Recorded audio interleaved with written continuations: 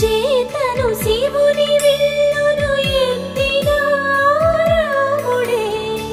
ఎత్తగలడా సీత జడను తాళి కట్టే వేళలో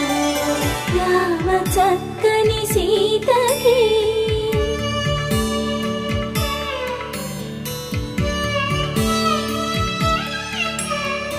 ఎర్ర జాబిలి చేయి రాముడేడని అడుగుతుంటే